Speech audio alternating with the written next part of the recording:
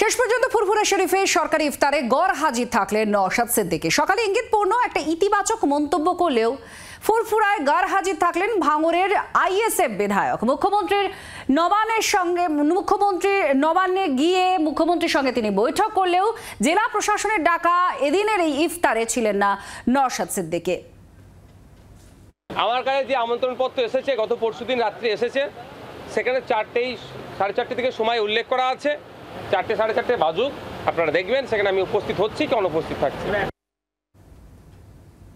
শ্রেয়সী আমাদের প্রতিনিধি সরাসরি আছেন আমাদের সঙ্গে। শ্রেয়সী, এখানে একটু জানতে চাইবো, যেহেতু বিরোধীরা বারবার রাজনৈতিক উদ্দেশ্য আছে এই সফরের পেছনে এমনটা অভিযোগ তুলেছিলেন, নওশাদ সিদ্দিকী কেন গড় হাজির থাকলেন তা নিয়েও তো প্রশ্ন উঠছে।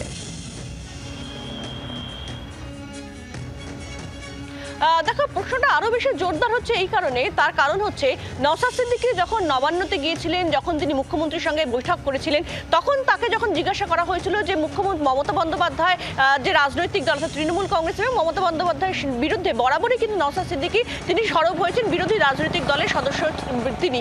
সেক্ষেত্রে হঠাৎ করে মমতা বন্দ্যোপাধ্যায়ের সঙ্গে কেন তিনি দেখা করলেন? নওশাদ সিদ্দিকীর স্পষ্ট বক্তব্য ছিল যে তিনি একজন বিধায়ক, তার কাজে তিনি তার কাজ করতে পারছেন না, তিনি সেই জন্য রাজ্যের মুখ্যমন্ত্রী, যিনি রাজ্যের অভিভাবিকা, সেই জন্য তার কাছে তিনি গেছেন।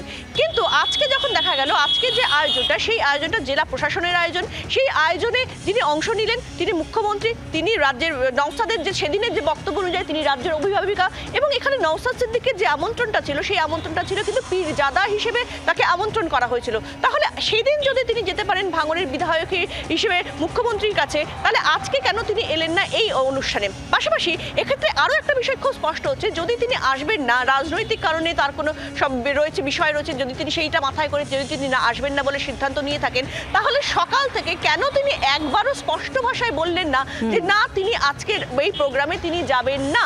কেন বারবার করে ইঙ্গিতপূর্ণ একটা ইতিবাচক মন্তব্য বা একটা ধোঁয়াশার জায়গা তিনি তৈরি করলেন, যেখানে যদি না যাওয়ারই হয়? অতি সাম্প্রতিককালে আমরা দেখেছি যে একাধিক ক্ষেত্রে বিভিন্ন বিরোধী দলের নেতাদের সেক্ষেত্রে বিভিন্ন জায়গায় তাদের যাওয়ার জন্য বলা হয়েছে, সেই ক্ষেত্রে তারা স্পষ্টত তারা ডিক্লাইন করেছেন বা স্পষ্ট জানিয়ে দিয়েছেন যে তারা যাবেন না। কিন্তু এক্ষেত্রে নওশাদ কেন সকাল থেকে তাহলে সেক্ষেত্রে তিনি যাবেন না সেটা স্পষ্ট করলেন না? ফলে সামগ্রিক এই সমস্ত কিছুর পেছনেই কিন্তু তাহলে আগের যে বৈঠক আর আজকের আমন্ত্রণ গ্রহণ করে সেখানে যাওয়া বা না যাওয়া, কিংবা একটি ধোঁয়াশার জায়গা তৈরি করে রাখা, এই সামগ্রিক সমস্ত কিছুর পেছনে কি তাহলে অন্য কোনো বিশেষ কারণ রয়েছে? সেই বিষয়টা কিন্তু প্রশ্ন হচ্ছে। ধন্যবাদ। শ্রেয়সী আমাদের প্রতিনিধির সঙ্গে ছিলেন। বাংলার আওয়াজ, বাঙালির আবেগ, জি 24 ঘন্টা।